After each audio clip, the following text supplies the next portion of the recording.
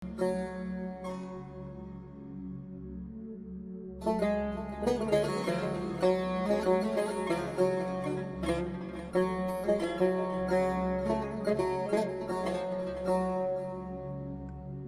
شاعر صلح پسند، آشتی پسند، دوستی و شعری که جناب آقای دکتر دینش کالی سرودیان عنوان دارد امن عالم.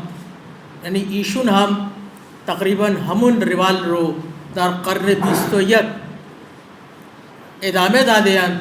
یکی نام فرمود نزد کسام، سراسر درود و نوید و خرام. نخست از جهان آفرینی یاد کرد، که هم داد فرمود و هم داد کرد. سعدی در هند در طبقات مختلف معروف و محبوب ہے. شعرا ان کے بدیہی باید سعدی و دوست داشته باشند. علما که حقیقتا اون یعنی میدان فعالیت اونها کاملا مختلف از شعر و شاعریه، ولی بعضی از اونها صاحب ذوق بودن. یا چو بستان و گلستان تو گلزاری هست، هیچ همر نیست تمنای تو هم باری هست.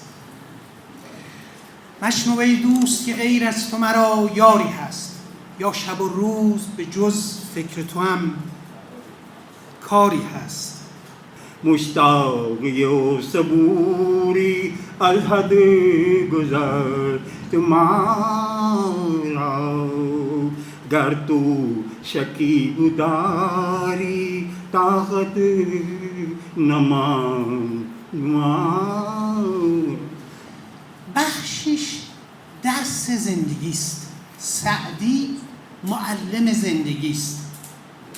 سعدی دست ما رو میگیره، از همه این کوچه های زندگی عبور میده، از بندگی خداوند، از رضا، از تسلیم، از تربیت، از عشق و جوانی، از هر چی، از تواضع، از فروتنی. این هم همه باب‌های کتاب‌های سعدی هستن. این چیزایی که نام میبرم تجربه‌های واقعی زندگی است.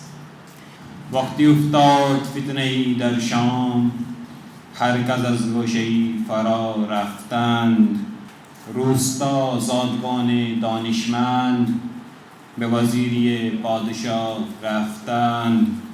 شعر سعدی معروف است به این که سهل ممتنع است، هم بسیار ساده و روان است، هم کمتر کسی میتواند شبیه او این چنین ساده و زیبا شعر بگوید.